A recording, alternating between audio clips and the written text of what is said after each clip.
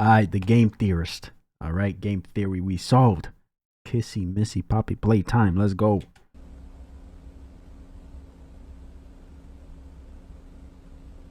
Get away. In pursuit of MTP for this time, SME is estimated to have off. Gotten far. What was that? Stay alert. I don't like this. There. Oh! Stay calm. My pat ugly. I'm not here to hurt you. How about a Diet Coke? You want one? Yeah? That boy go hard.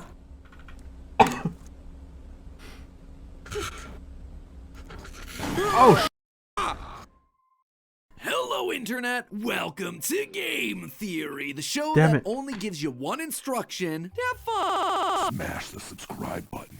Huh, mysterious red text that isn't the same as the rest? Totally not suspicious. Today, with the FNAF timeline finally behind me, we are overdue to cover something completely different. Let's a go. game where we explore an abandoned children's entertainment venue filled with oversized characters that were at one point friendly, but then turned evil on account of being possessed by the souls of dead children. See? Completely Damn. different. Yes, my friends, we're hopping back onto the Poppy Playtime train because Let's while I've go. been busy over in my own personal animatronic hellscape, Mob Entertainment has been dropping all sorts of new content. The spin-off title Project Playtime, a complex multi-month-long ARG, and my other favorite form of content, analog horror YouTube videos. Because you can't spell analog horror without the lore. Oh, I suppose you can. There's no E in analog horror. Well, Close enough. It's a silent E anyway. Call it the phonetic spelling of lore. So far, Mob has released two quote-unquote lost VHS tapes to their YouTube channel. One from 1992 and the second from 1995. Look, the titles have the dates in there and everything. the Even a fuck?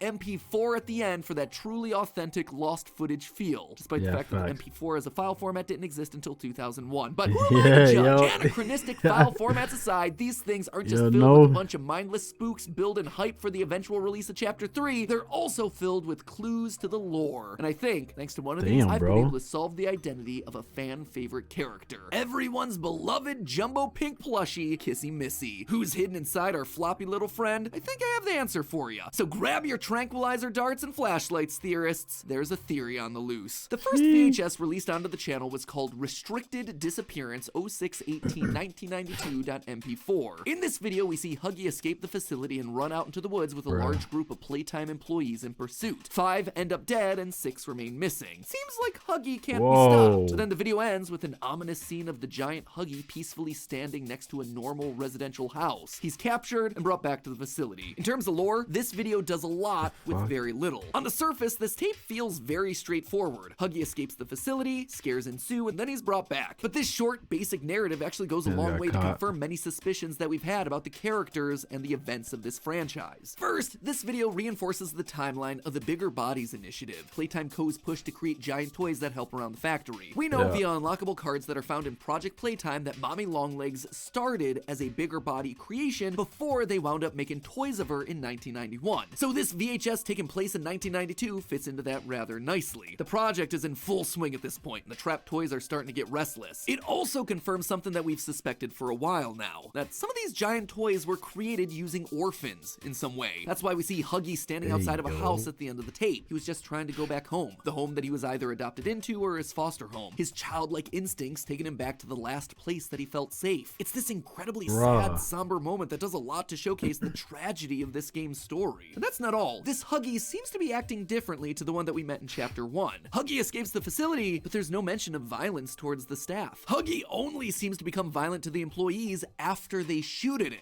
This tells me that Huggy, and presumably some of the other Fights experiments back. like him, aren't naturally violent. It Yeah. also reinforces what we see in Project Playtime's tutorial. Fights Huggy is when he has largely to. complacent until the prototype urges Huggy to kill. They are trying to build more toys, more like you. Kill everyone in sight. It really seems like the Bigger Bodies monsters are the collateral damage in this war between Playtime co-employees and the prototype, Experiment 1006. They're the innocents that wind up being caught in the middle. This is something that we can start to see more clearly in the next tape, Restricted Relocation 08/08/1995.mp4. In this newest VHS tape, we see Kissy Missy being transported towards Playcare in August of 1995. The tape repeatedly tells us not to view the footage. I can't possibly see that plan going wrong in any way. way. Again, just shows the absolute negligence of this company. So of course, we keep watching, and in true Playtime Co. fashion, things start to go wrong. We travel down the rails with Kissy strapped to the train. As we ride, we pass by graffiti on the wall that reads, "The hour of joy is at hand." In between How the fuck do you see that? we pass by graffiti on the wall that... The hour... They probably played around with the saturation or something. Could barely see that. Reads, "The hour of joy is at hand." In between camera shots, we see text flash on screen meant to be instructions for employees, but then each message winds up getting overridden by capitalized red text that says basically to do the opposite. It tells them to release the straps that bind Kissy Missy, which, as you'd expect, means that the employees wind up dead at the side of the tracks. It's another simple, straightforward tape that does an incredible job of hiding tons of lore clues in plain sight. Let's just start with the date, shall we? Poppy's already done a great job of mapping out a very clear timeline for us, unlike some other franchises. At this point, we know when each toy was made, starting with Poppy in 1950 and ending with BoogieBot in 1993. And because Mommy Longlegs was a big body before her toy released in 1991, we also know that the giant toys were in development sometime before that. At this point, the only key date that we're really missing is the day that the toys went rogue, destroying the facility and either kidnapping or killing members of the staff, as we hear in the background of this Chapter 1 VHS tape. That's why I'm making this log, so that the same mistake won't be made twice. But now, thanks to a combination of this relocation tape as well as the developer interview, I think we can tell when it happened. Recently, the developers went onto Discord to answer a bunch of questions that the community had, and one was about the date in which the Playtime Co. factory shut down. Well, I'm sure we all would have loved to have a definitive answer from them. Where's the fun in that? They had to make us work for it. What they did clarify, though, was that the factory did not shut down in the 2000s. This then narrows our window to a 7-year period between 1993 and 1999, which, let's say, is a lot more precise than we've had up to this point. But I actually think we can do it one better. Take a listen to the audio that we hear in the background of the restricted relocation tape. Hear those screams in the background? Do they sound familiar? Whether those who are beneath us understand it or not. Those screams, the screams of employees being mauled to death by giant toys, those are the screams that we can hear in the distance. The event that shut the factory down happened on this date, August 8th, 1995. Oh, this is the day of the Great Toy Rampage, and it's all on account of him. Experiment 1006, the prototype. Though still missing, today's events are no doubt in relation to him. He's the one orchestrating this attack on the employees. Not only is he speaking telekinetically to all the toys in the facility, urging them to kill, but he's also the one manipulating these VHS tapes, altering the text to all caps or using the color red to communicate with us, getting not just the monsters to rebel, but the humans watching the tapes to listen to his commands. Suddenly, that graffiti that we see in the tunnel, "The hour of joy is at hand," makes a lot more sense. It feels like something that Experiment 1006 would say, or more specifically, the person that became 1006, Elliot Ludwig. His whole goal was to bring joy to children, and after being betrayed and turned into a monster by Leith Pierre and the Doctor, it makes sense that he would use the same terminology, almost ironically. These toys were made for children to be workhorses. Now, he will finally be able to free them and give them the joy that he had promised them since the beginning. Except, there was one thing that didn't... Is he really, though? Because they out here going crazy, bro. Alright? Free them and give them the joy that he had I promised don't know them about since that. the beginning. Except, there was one thing that didn't quite go according to plan. Kissy Missy didn't kill the train staff like she was supposed to. Now, I know y'all probably think that I've lost it. Clearly, those Playtime employees are... And she's untied. Now, hold on. Like she was supposed...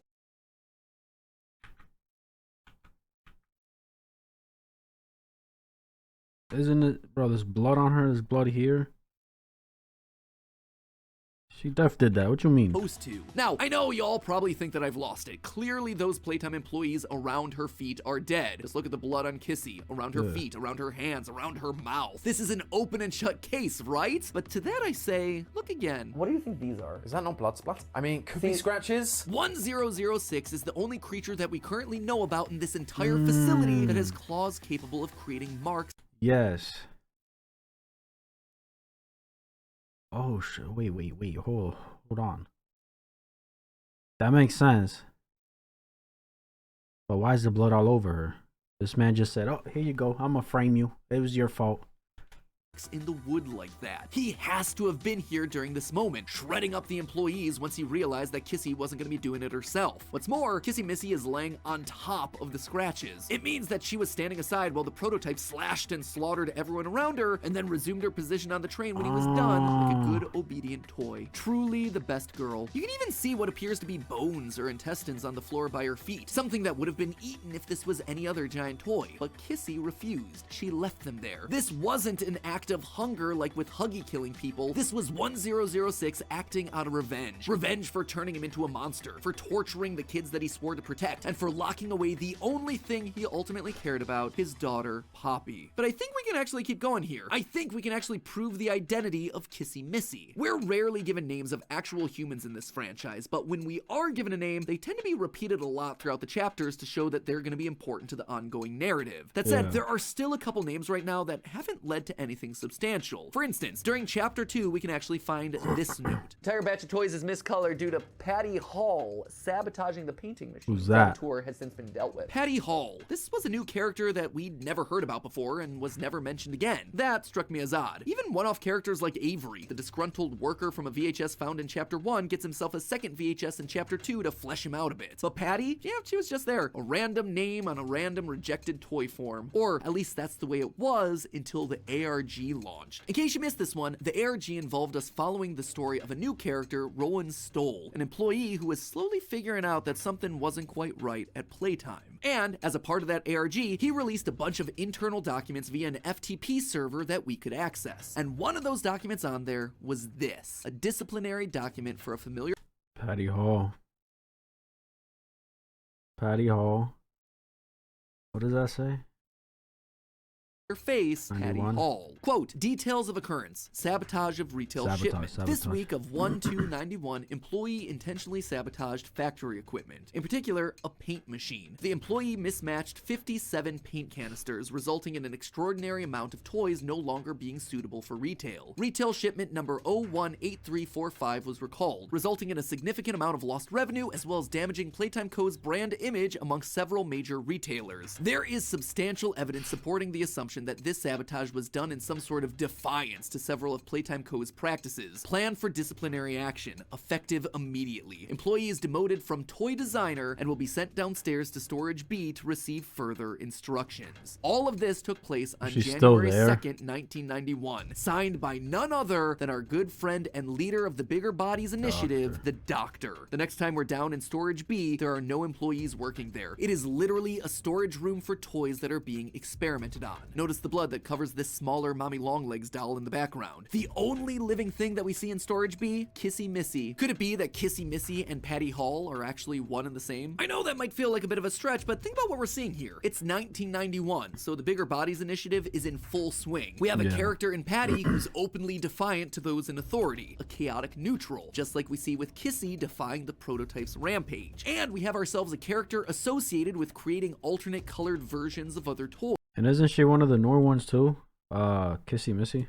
Just like how Kissy is an alternate colored Huggy. Plus, the biggest clue of all, the fact that we've only seen Storage B mentioned with regards to these two characters screams a connection. Lastly, it would explain why Kissy Missy is friendly towards us in Chapter 2. Sure, she's against Playtime Co. She has been from the start. She was sabotaging their toys, but I also don't think that she's on the side of 1006. She witnessed the monster kill her fellow employees in cold blood on the train. My gut is that she just wants this whole place to burn. And so when she sees us, a person trapped inside the facility just trying to get out, she sees an opportunity. We are the only ones that can stop not only 1006, but also destroy Playtime Co. from the inside, have those still alive brought to justice, and have the fond legacy of Playtime Co. tarnished and forgotten forever. That is why she helped us, and given the instructional video shows her heading towards the play care, I wouldn't be surprised if we bump into her again in Chapter 3, helping us to take on whatever new threat awaits us. But hey, that's just a theory. A game theory. Thanks for watching. And if you want to Damn, bro, that makes sense. keep this Poppy train a-rolling, here's a link to our most recent Poppy theory. That makes sense. Oh shit, bro. She's kind of like, she sees the bullshit behind the company, and it's like, oh, I want to expose them. In any way, shape, or form, I'm going to expose them. If anybody gets caught up in this shit, I'm going to help them. But I'm going to put up a front. I'm kind of like playing both sides, you know what I'm saying? I don't know. Okay, Matt Bass showing how serious his addiction to Diet Coke is at the beginning is so hilarious. I'm gobsmacked at the fact that Matthew, Theodore, Patrick, whatever be so heinous. That's a jump scares audience. Facts. Map as a true creepy pasta. Let me see. I feel like Kissy Missy is actually Stella Grieber. Kissy's cut out is seen at the train station. Her audio also supports that when we pressed the buttons to head to new areas, it was Stella's voice which guided us. I know it's quite loose, but it's just something I noticed. Damn, bro. This shit crazy, bro. You think the creators of this game, the people behind it, they're watching his videos and they're like, oh, he's onto something. We gotta switch it up. You know what I'm saying? Probably. Who knows? I don't know. Let me know what you guys thought. That's my reaction. If you enjoyed, give this video a like, subscribe if you haven't. I'm out.